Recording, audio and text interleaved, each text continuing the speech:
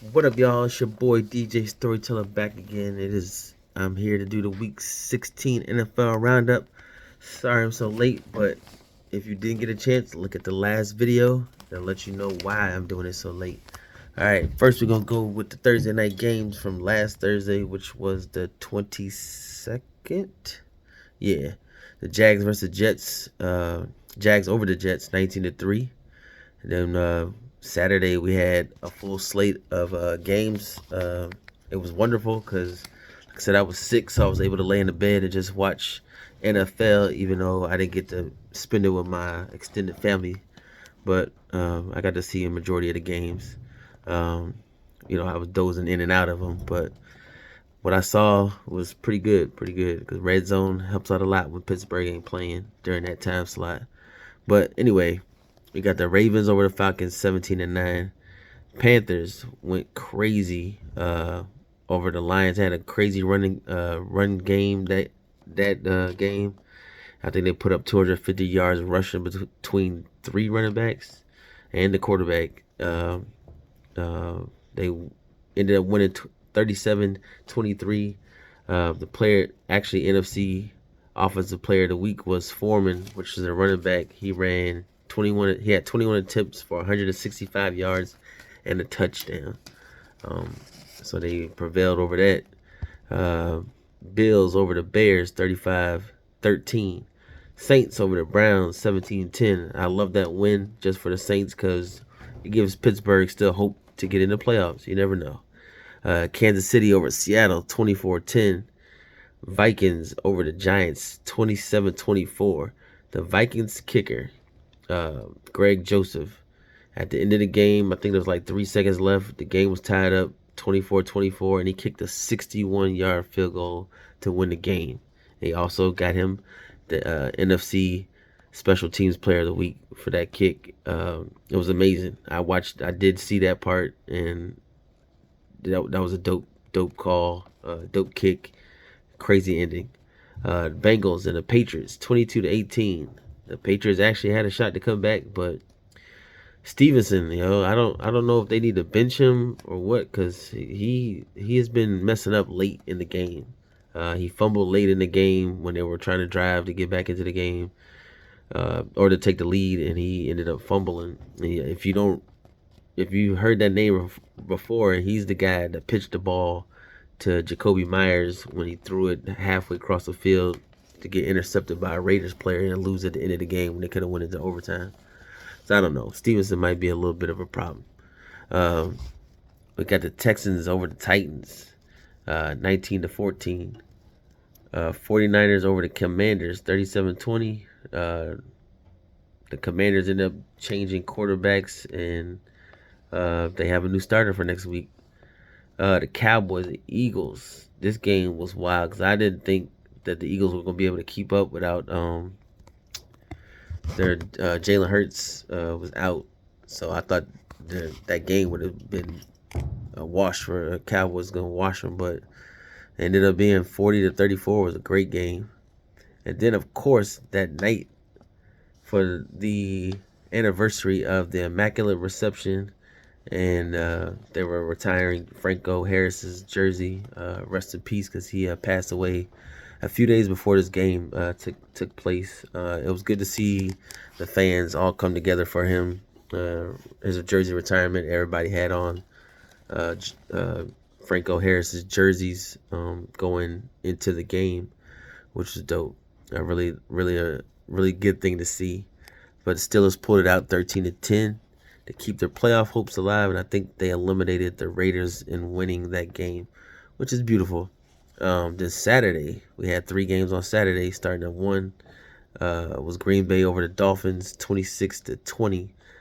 Tua got knocked out the game. Well, he had a concussion and played the whole game. I guess that's why he threw 3 interceptions. I don't know. I think Tua definitely needs to be set for the rest of the year, and the NFL has to do something different about evaluating these concussions. Because just like last week, Kenny Pickett had got a concussion, or the week before he got a concussion. He actually came back in the game, and he told the medical crew that something didn't feel right, and then he went into concussion protocol. And that's something they got to do something. There's gonna be players dying on the field soon. I hate to say it like that, but if they don't do something to correct that, it's gonna be bad. Rams over the Broncos, 51-14. The Rams beat the Broncos so bad that they made them fire their coach, but before the season was even over with. Russell Wilson did not look good. I think he threw 3 interceptions. Most of those passes looked crazy. I don't even know what he was throwing to or who. But the Rams pulled it out. They put up big numbers on them, 51 points, a lot of points. And they had a back all night, Baker Mayfield. I guess he might be their savior, their new quarterback. Excuse me. And the last game of the night for Christmas Day was the Bucks over the Cardinals, winning overtime. Bucks pulled it out, 19-16. It was a good game, really good game. Like I said, most of these games have been good. There's only one that was blowout this weekend to me, and that was the Panthers and the Lions. And then, of course, we still have Monday Night Football, which was the Colts and the Chargers. Chargers pulled it out 20-3 to keep their playoff hopes alive. The Colts, of course, I think have been eliminated a long time ago. But it is what it is. AFC Offensive Player of the Week was Joe Burrow. He threw for 375 yards, completing 40 out of 52 passes. That's a lot of passes to be thrown in one game, but he actually had a good percentage. Threw 3 touchdowns and had a 99.4 QB rating. NFC, I think I already told you what the NFC Offensive Player was Foreman that ran all those yards up on the Lions. AFC Defensive Player of the Week was Cam Hayward from Pittsburgh. 7 tackles, 2 sacks, 3 tackles for loss. I mean, come on, can't be mad at that. NFC Defensive Player of the Week was Nick Bosa. He was all over the field. What's the name? Taylor Heineke. He was getting sacked left and right. He didn't even see Bosa most of the times. He was just getting hit. Excuse me. And the AFC Special Teams Player of the Week was Riley Patterson from the Jacksonville Jaguars, a kicker. He went 5 for 5 last Thursday, and helped his team get the win. We got 2 special shout outs. One shout out to Ed Reed for taking the head coaching job at Bethune-Cookman.